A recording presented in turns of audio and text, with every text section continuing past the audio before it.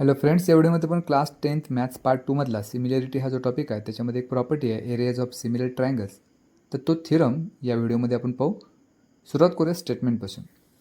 When two triangles are similar, the ratio of areas of those triangles is equal to the ratio of squares of their corresponding sides. This is the statement. So basically this is the theorem for similar triangles. जर दोन triangles similar असतील तरच ही पुढची property त्याच्यासाठी आहे. आता दोन similar triangles आपण घेऊया. Suppose triangle ABC and triangle PQR which are similar, कारण त्या स्टेटमेंटमध्ये आपण दिलेलं आहे when two triangles are similar. मग हे दोन ट्रायंगल्स सिमिलर आहेत. मग ह्याच्यावरून आपण गिव्हन लिहू शकतो. Given is triangle ABC is similar to triangle PQR आणि याच्यामध्ये AD is perpendicular to BC and PS is perpendicular to QR असं पण दिले, जेणेकरून AD ही ट्रायंगल ABC ची हाईट होईल आणि BC बेस होईल आणि ट्रायंगल PQR साठी हाईट PS होईल आणि बेस QR होईल.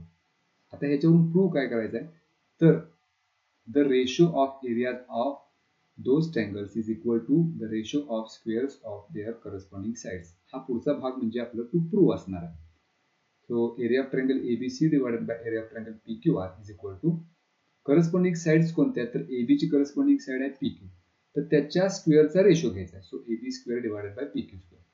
Another corresponding side is BC and QR. So BC square divided by QR square. And the last corresponding side AC and PR. So AC square divided by PR square. तर हे आपल्याला prove करायचं. आता ह्या proof मध्ये सुरुवात आपण करायची ह्या दोन ट्रायंगल्सच्या एरियाच्या रेशो पासून. कोणतेही दोन ट्रायंगल जर असतील तर त्यांच्या एरियाचा रेशो हा त्यांच्या करस्पॉन्डिंग हाईट आणि बेसेसच्या प्रोडक्टच्या रेशो इतका असतो. So if we take the ratio of area of triangle ABC and area of triangle PQR, that is area of triangle ABC divided by area of triangle PQR is equal to triangle ABC चे जे base आणि height आहे ते numerator मध्ये घ्यायचं आणि त्यांचा product करायचं. So for triangle ABC, BC is the base, AD is the height. So in the numerator we have BC into AD. And for triangle PQR, QR is the base, PS is the height. So in the denominator we have QR into PS, and that is equal to, हेच फक्त आता separate करून लिहिले आहेत दोन fractions. BC into AD divided by QR into PS म्हणजेच काय, तर BC divided by QR into AD divided by PS हे सेपरेट करून लिहिले आणि ह्याला म्हणलं आपण इक्वेशन नंबर 1. त्यानंतर now as we have drawn here a perpendicular, आपल्याला एक ट्रायंगल मिळतोय ABD. हा एक ट्रायंगल आहे which is right angle triangle, आणि PQS it is the another right angle triangle. हे दोन राईट अँगल ट्रायंगल्स आहेत.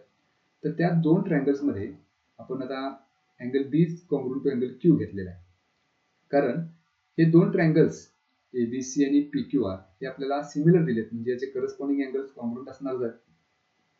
मग B चा करस्पॉन्डिंग अँगल Q आहे, सो दे आर कॉन्ग्रुएंट. ते इथे आपण लिहिलेलं आहे angle B is congruent to angle Q. Then angle ADB is congruent to angle PSQ because each of 90 degree. आता ह्या दोन ट्रायंगलचे हे दोन करस्पॉन्डिंग अँगल्स कॉन्ग्रुएंट आहेत, म्हणजे AA टेस्टनुसार हे दोन ट्रायंगल्स सिमिलर असायला पाहिजे. So by AA test triangle ABD is similar to triangle PQS. म्हणजे ABD हा ट्रायंगल आणि PQS हा दुसरा ट्रायंगल हे दोन्ही एकमेकांशी सिमिलर आहेत बाय AA टेस्ट. मग दोन ट्रायंगल जर सिमिलर असतील तर त्याचे corresponding sides must be in proportion. इथे करस्पॉन्डिंग साइड AD घेतलेली आहे. AD म्हणजे पहिला आणि तिसरा वर्टेक्स, त्याची करस्पॉन्डिंग साइड काय होईल, PS. त्यामुळे हा रेशो घेतला आहे AD divided by PS is equal to दुसरी करस्पॉन्डिंग साइड AB घेतलेली आहे, मग AB ची करस्पॉन्डिंग साइड होईल PQ. So on the right hand side we have AB divided by PQ and call this as equation number 2. आता पुन्हा एकदा main आपल्या ट्रायंगलकडे येऊया. Triangle ABC and triangle PQR, this two are given to be similar. ते जर दोन triangle similar असतील तर त्यांचे सुद्धा corresponding sides must be in proportion. मग AB ची करस्पॉन्डिंग साइड होईल PQ, so the ratio is AB divided by PQ. आणि BC ची corresponding side QR, so that is equal to BC divided by QR. हे आपण लिहिलं ह्या दोन ट्रायंगल्स वरून इक्वेशन नंबर 3. आता इक्वेशन 1 कन्सिडर करूया. Area of triangle ABC divided by area of triangle PQR that is equal to BC divided by QR into AD divided by PS. मग हे B C divided by P R जे आहे ते आहे तसं इथे घेतलेलं आहे आणि फक्त A D divided by P S हे जे आहे त्याच्या ठिकाणी पुन्हा एकदा B C divided by Q R लिहिलेलं आहे. कारण इक्वेशन 1 मध्ये हे आपण लिहिलं होतं B C divided by Q R is equal to A D divided by P S पैकी पहिलं जे फ्रॅक्शन आहे B C by Q R ते आहे तसं घेतलं आणि ए डी बाय पी एसच्या ठिकाणी पुन्हा एकदा आपण B C by Q R लिहिलं. ते का? आणि इक्वेशन 2 मध्ये आपण असं प्रूव्ह केले की A D by P S म्हणजेच काय A B by P Q आणि इक्वेशन 3 मध्ये प्रूव्ह केले A B by P Q म्हणजेच काय B C by Q R म्हणजेच A D by P S जे आहे त्याच्याऐवजी आपण लिहू शकतो B C by Q R. त्यामुळे हे इथं B C by Q R लिहिलं. मग आता या न्यूमरेटरचा जर आपण प्रोडक्ट घेतला B C into B C that's B C square and in the denominator Q R into Q R that's Q R square. म्हणजे आपल्याला इथं असं मिळेल area of triangle ABC divided by area of triangle PQR that is equal to BC square divided by QR square. ज्या पद्धतीने आपण BC square divided by QR square याच्यासाठी हे प्रूव्ह केलं त्याच पद्धतीनं BC divided by QR म्हणजेच काय AB divided by PQ.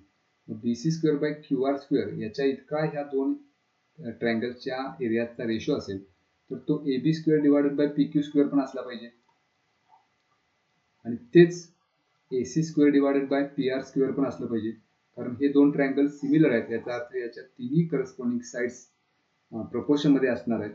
त्यामुळं जर एकाच साईडच्या पेअरसाठी हा थिअरम जर होल्ड होत असेल तर उरलेल्या तिन्ही साईडसाठी सुद्धा तो खरा असणार आहे. So from that we can have area of triangle ratio of area of triangle ABC divided by area of triangle PQR that is equal to BC square by QR square that is equal to AB square by PQ square that is equal to AC square by PR square. आणि हेच आपल्याला prove करायचं होतं. So this is the proof of the theorem of areas of similar triangle.